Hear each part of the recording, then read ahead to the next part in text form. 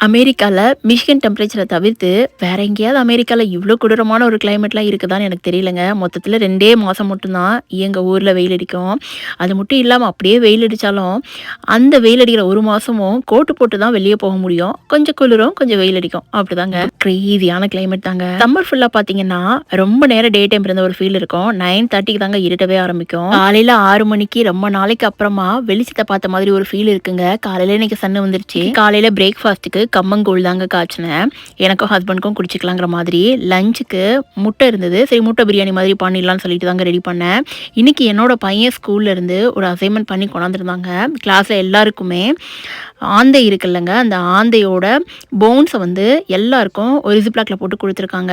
So அதை வந்து பசங்க வந்து அவங்களுக்கு பிடிச்ச மாதிரி அந்த போனை எடுத்து ஏதாவது ஒரு different type of skeletons shape உருவாக்குங்கன்னு சொல்லியிருக்காங்க. என்னோட பையன் இந்த மாதிரி ஷேப் கொண்டு வந்து எனக்கு தான் அந்த பேப்பரை பிடிச்சி பார்க்கறதுக்கே ஒரு பயம் இருந்ததுங்க.